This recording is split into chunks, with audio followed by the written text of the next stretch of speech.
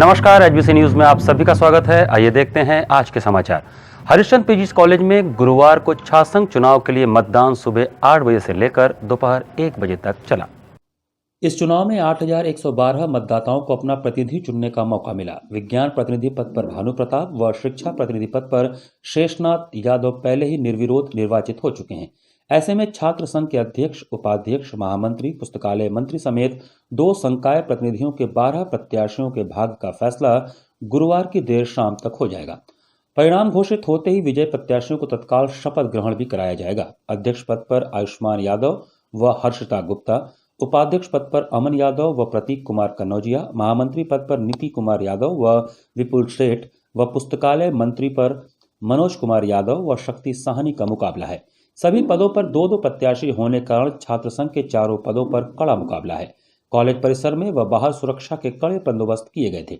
मतदान से लेकर शपथ ग्रहण तक की प्रक्रिया सीसीटीवी कैमरे की निगरानी में संपन्न हो रही थी। मतदान के लिए कॉलेज में 14 बूथ बनाए गए थे।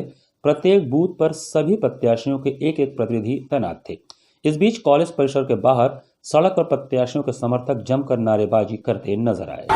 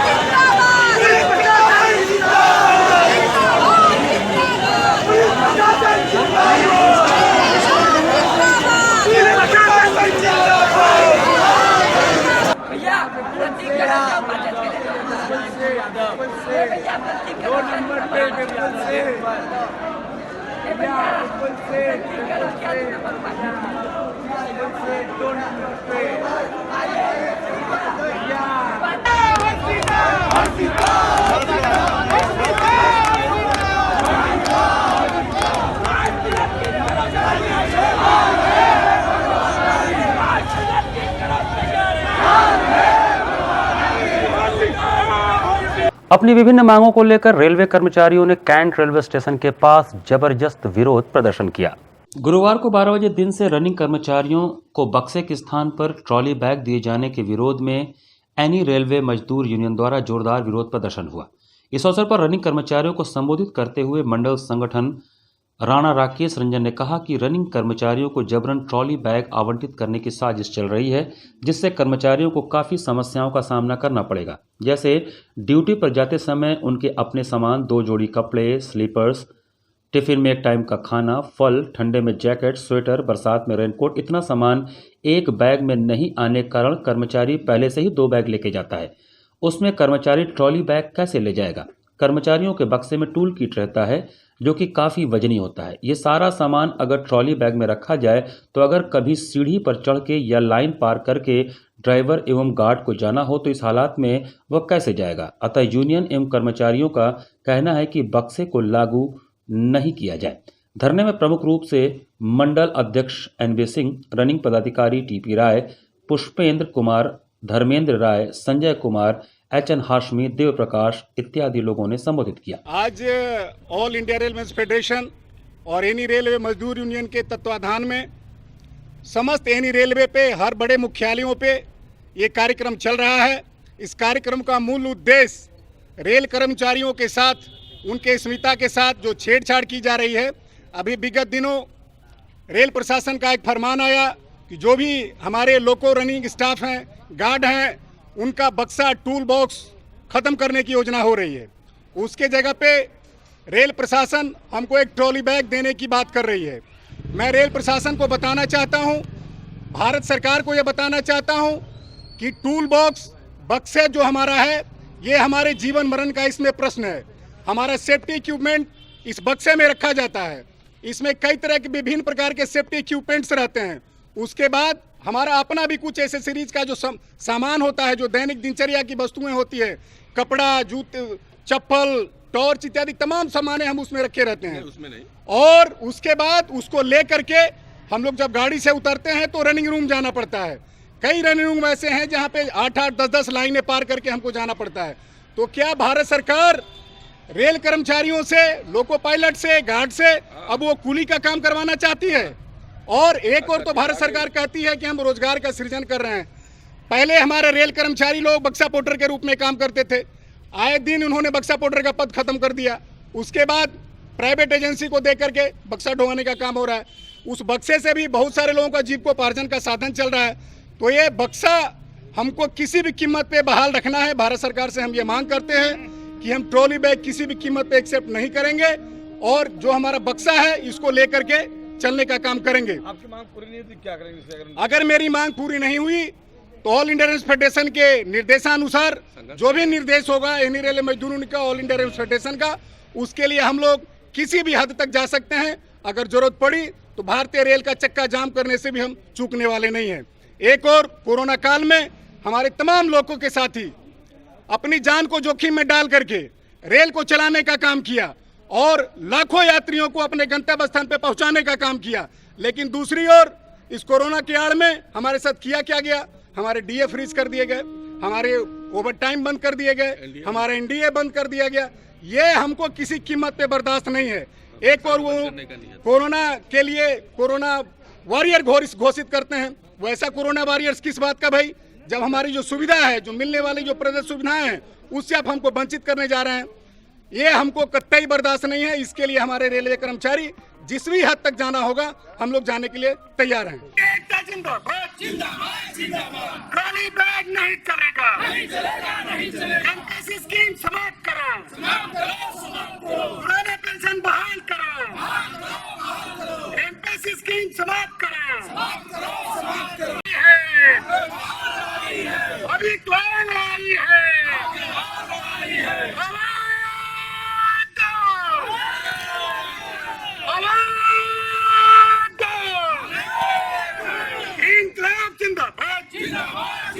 मांगे पूरी नहीं हुई तो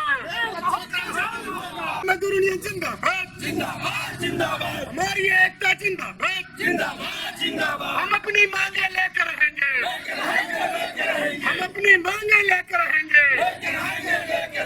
मांगे पूरी नहीं हुई तो कौन करेगा? कौन लड़ेगा? कौन करेगा? ड्राइवरों का बक्सा बहाल रखना होगा, ड्राइवरों का बक्सा बहाल रखना होगा। ऑपरेशन जिंदाबाद नहीं चलेगा, आउटसोर्सिंग नहीं चलेगा, ड्राइवर गार्ड का बक्सा बहाल रखना होगा, ड्राइवर गार्ड का बक्सा बहाल रखना होगा। अरे भी तो लड़ाई है। फर्जी मुकदमों से परेशान समाजवादी पार्टी के कार्यकर्ताओं ने वाराणसी के वरिष्ठ पुलिस अधीक्षक को ज्ञापन सौंपा। लगातार हो रहे फर्जी मुकदमों से परेशान समाजवादी कार्यकर्ताओं ने 50 की संख्या में जाकर वाराणसी के वरिष्ठ पुलिस अधीक्षक अमित पाठक से मुलाकात किया और उनके ऊपर पुलिसिया उत्पीड़न का आरोप लगाते हुए गुहार लगाया। ज्ञात हो कि विवेक सिंह पुत्र राकेश शिवाजी नगर कॉलोनी महमूदगंज में रहते हैं। उनके ऊपर 27 फरवरी को कुछ मनबड़ युवकों ने पहले तो मारपीट किया, फिर बाद में सिगरा थाने पर जाकर फर्जी तरीके से हरिजन एक्ट का मुकदमा पंजीकृत कराया। संज्ञान में आने के बाद लगभग 50 की संख्या में समाजवादी पार्टी के कार्यकर्ताओं ने जिला अध्यक्ष सुजीत यादव लक्कड़ के नेतृत्व में आज वरिष्ठ पुलिस अधीक्षक वाराणसी से मिलकर ज्ञापन दिया व समस्त प्रकरण की निष्पक्ष जांच करने की मांग की। गौरतलब हो कि मीडिया से बात करते हुए समाजवादी पार्टी के महानगर अध्यक्ष विष्णु शर्मा ने बताया कि विपक्ष के इशारे पर लगातार वाराणसी पुलिस कार्य कर रही है और फर्जी तरीके से हम समाजवादियों के ऊपर मुकदमा करके हमें परेशान कर रही है। राकेश सिंह चुनमुन के सुपुत्र हैं इंजीनियर विवेक सिंह, इनके ऊपर थाना इलाका सिगरा ने फर्जी ढंग से हरिजन एक्ट का मुकदमा पंजीकृत कर दिया। विदित हो कि 3 दिन पहले कुछ सत्ता संरक्षण प्राप्त लोग इनके आवास पर गए। 10-15 की संख्या में इन्होंने चंदे का मांग किया। राकेश सिंह चुनमुन ने 11,000 रुपये का चंदा भी दिया और चंदा देने के बाद वो लोग और कुछ मांग करने लगे जिस पर इन्होंने प्रतिवाद किया, विरोध किया। इससे गुस्साए लोगों ने अनाप शनाप शब्दों का प्रयोग किया, गाली गलौज किया और वही लोग सत्ता सुरक्षा प्राप्त लोग थाने में जाके प्रार्थना पत्र दिए और हरिजन एक्ट का मुकदमा पंजीकृत हो गया। इस मामले को लेकर आज हम लोग वरिष्ठ पुलिस अधीक्षक अमित पाठक से मिले हैं और हम लोगों ने जम के प्रतिवाद किया कि समाजवादी पार्टी के कार्यकर्ताओं नेताओं के ऊपर जो फर्जी ढंग से मुकदमे लगाए जा रहे हैं, ये प्रथा तत्काल बंद होनी चाहिए। सरकारें आती जाती रहती हैं, मगर जिस तरीके से भारतीय जनता पार्टी की सरकार में समाजवादी पार्टी के कार्यकर्ताओं नेताओं के साथ राजनीतिक द्वेष के तहत मुकदमा दर्ज कराया जा रहा है, ये अति निंदनीय है। समाजवादी पार्टी इसका प्रखर विरोध करती है और भारतीय जनता पार्टी की सरकार में लगातार आप देख सकते हैं कि समाजवादी पार्टी के कार्यकर्ताओं नेताओं पर फर्जी मुकदमे लादे जा रहे हैं जो निराधार और तथ्यहीन हैं। एसएसपी से हम लोगों ने मांग किया कि इसको तत्काल जांच करा के जो फर्जी मुकदमे हैं इसको तत्काल हटाया जाए, नहीं तो समाजवादी पार्टी के लोग 2022 में सरकार बनने पर वही मुकदमे वही लोगों के ऊपर हम लोग बोनस में तोहफा स्वरूप हम लोग देने का काम करेंगे। ये चंदा किस तरह चंदा लेने कौन लोग गए थे? ये सत्ता सुरक्षा प्राप्त लोग हैं। चंदा किस लिए लेने गए थे अब ये लोग वो बता सकते हैं, मगर राकेश सिंह चुनमुन ने 11,000 रुपये का चंदा दिया, उनके पास रसीद है। अब ये जो चंदा मांगने गए थे उनसे पूछा जाए, प्रशासन उनसे पूछिए ना। जो चंदा मांगने गए थे पहले उनसे तो पूछा जाए वो किस दल के थे, किस लिए चंदा मांगने गए थे। रसीद दिया कि क्या रसीद दिया? अब वो पहले चंदा मांगने वाले से आप पूछ लीजिए कि चंदा मांगने वाले कौन लोग थे, ये तो बताएं तो मैं बता दूंगा, मेरे पास तो एविडेंस है। समाजवादी पार्टी का एक प्रतिनिधिमंडल हमारे पार्टी के सीनियर नेता डॉक्टर राकेश सिंह चुनमुन के पुत्र इंजीनियर विवेक सिंह के खिलाफ हरिजन एक्ट का मुकदमा भारतीय जनता पार्टी आरएसएस के लोगों ने फर्जी ढंग से लिखवाया है। उसके विरोध में समाजवादी पार्टी के वरिष्ठ नेताओं का प्रतिनिधिमंडल कप्तान साहब से मिला। कप्तान साहब को पूरी बात बताया, उत्पीड़न का भी जिक्र कराया गया। ये मुकदमा फर्जी है। समाजवादी पार्टी के लोगों को पूरे उत्तर प्रदेश में भारतीय जनता पार्टी की सरकार में लोग मंत्री और विधायक फर्जी मुकदमे लगा करके उत्पीड़न करने का काम कर रहे हैं, लगातार उत्तर प्रदेश में हो रहा है। इसी को लेकर के हम सभी लोग बनारस में भी अपने पार्टी के वर्कर इंजीनियर विवेक सिंह के खिलाफ जो है हरिजन की एक्ट की कार्रवाई की गई, उसके विरोध में आया। कप्तान साहब को पूरी बात जिला और महानगर के हमारे अध्यक्षों ने बताया है, हम सभी लोगों ने बताया है। कप्तान साहब ने पूरी गंभीरता से बात को सुना है। उनके पिता जो है डॉक्टर राकेश सिंह चुनमुन बीएचयू के छात्र नेता रहे हैं, पार्टी के सम्मानित नेता, इनके परिवार के स्वतंत्रता संग्राम सेनानी भी रहे हैं। इन सभी लोगों ने अपनी बात को रखा है। कप्तान साहब ने कहना क्या इस मामले में? एसएसपी का कहना था कि इसको जो है हम जांच करा करके निर्दोष के खिलाफ किसी प्रकार की कार्रवाई नहीं होने देंगे, दंडित लोगों के खिलाफ कार्रवाई करेंगे। इससे पूर्व भी आपके एक नेता पे मुकदमा लगा था फर्जी तरीके से, उसमें क्या हुआ? हाँ, राहुल सेमकर के खिलाफ जांच जो फर्जी मुकदमा लगाया गया था उसको प्रशासन जो है जांच करा रही है। अभी जांच की कार्रवाई चल रही है। समाजवादी पार्टी जो है पुरजोर विरोध करती है। जहां पर भी उत्पीड़न होगा कार्यकर्ताओं का, नेताओं का, उसके खिलाफ हमेशा जो है गोल बंद बजुक के अल्लाह बोलने का काम हम करेंगे। उससे पीछे समाजवादी पार्टी नहीं हटेगी। और अब खबर आगरा से। भारत की ऐतिहासिक धरोहर ताजमहल को बंद कर दिया गया है क्योंकि एक अज्ञात व्यक्ति ने पुलिस को फोन करके बताया कि ताजमहल में बम रखा है। देश की ऐतिहासिक धरोहर ताजमहल को बंद कर दिया गया है क्योंकि पुलिस को एक अज्ञात व्यक्ति ने फोन करके बताया कि ताजमहल में बम रखा है, जिसको लेकर परिसर के अंदर अफरा तफरी मच गई। बम की सूचना मिलने पर सीआईएसएफ और यूपी पुलिस के जवानों ने पूरे परिसर को खाली करवा दिया। इसके बाद ताजमहल के दोनों दरवाजे बंद कर दिए गए थे।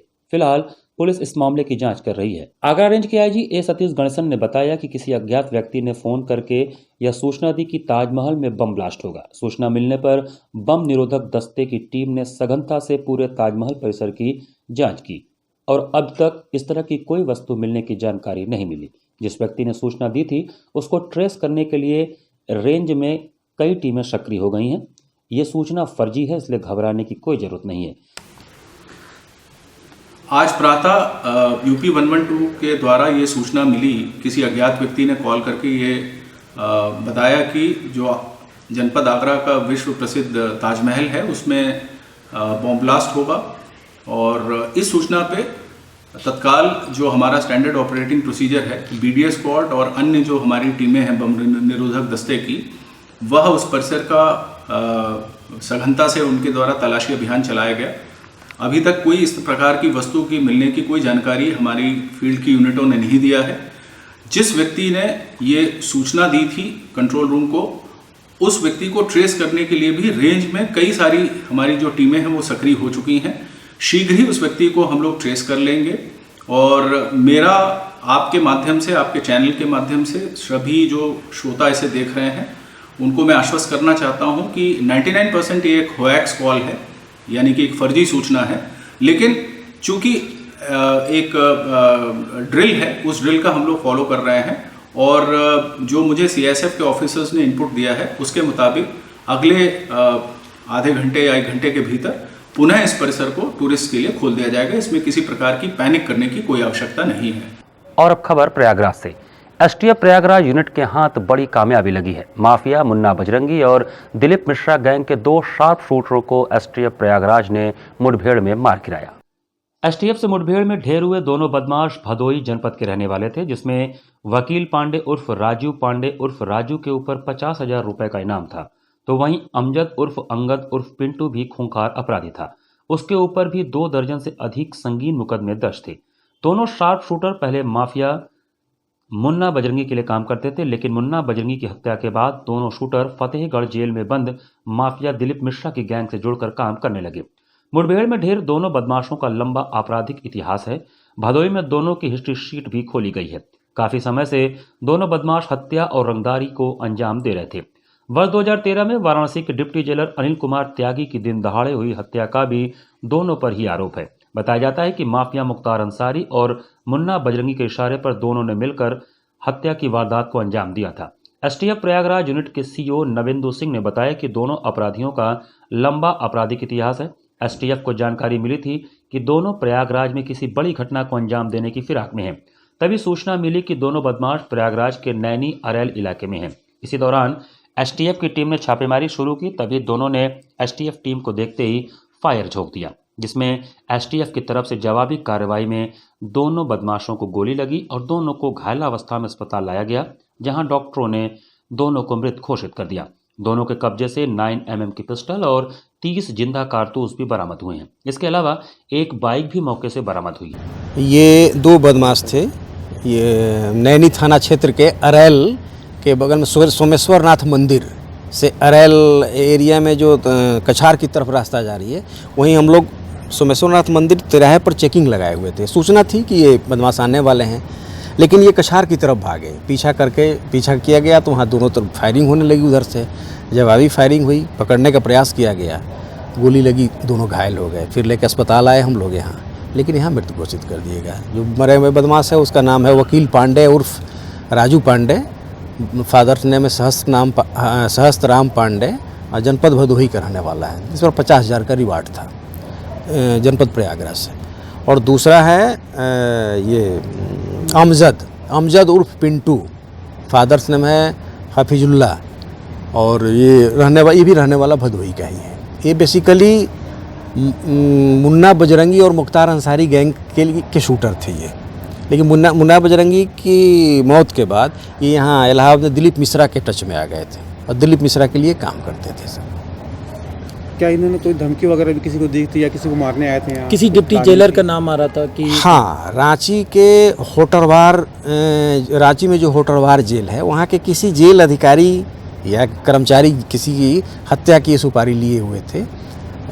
बेसिकली वहाँ पर रांची जेल में एक बंद है अमन सिंह, जो नीरज सिंह कोयला व्यापारी और डिप्टी मेयर धनबाद की हत्या रहा है। तो वहाँ कुछ हो सकता है जेल में कुछ दिक्कत हुई है, कुछ लोग तंग किए। इस पर उसने क्या किया कि सोचा कि अगर मैं इस तरह कुछ घटना करा देता हूँ तो हमारा एक दबदबा भी हो जाएगा और अच्छा हो भी हो जाएगा। तो ये सूचना थी कि वहाँ ये कराने वाले हैं सब। यहाँ भी किसी फिराक के इरादे से ये लोग घूम रहे थे? यहाँ भी किसी संभ्रांत व्यक्ति या किसी राजनीतिक व्यक्ति की हत्या करने की बिल्कुल इनकी वो थी, क्लियर नहीं हो पाया। कुछ इनके पास से बरामद हुए हैं पिस्टल वगैरह? इनके पास से 30 के पिस्टल मिले हैं और 9mm के पिस्टल मिले हैं, खोखा मिला है, तमाम कारतूस मिले हैं, सब एक मोटरसाइकिल मिली है। तो ये है। कितनी बड़ी कामयाबी मान रही है STF इसको? अब ये तो बहुत अच्छे, इतने अच्छे शूटर हैं ये दिन दहाड़े डिप्टी जेलर की हत्या कर दिए थे बनारस में 2013 में अनिल त्यागी की जी। जिम से जब जिम में जा रहे थे तब उसी गेट पर मार दिए थे। तो इतने डेयर डेविल काम करने वाले सब हैं शूटर, तो बहुत अच्छा काम है ये तो। इसी के साथ HBC न्यूज़ का यह संस्करण हम यही समाप्त करते हैं। मुझे दीजिए आज्ञा, नमस्कार।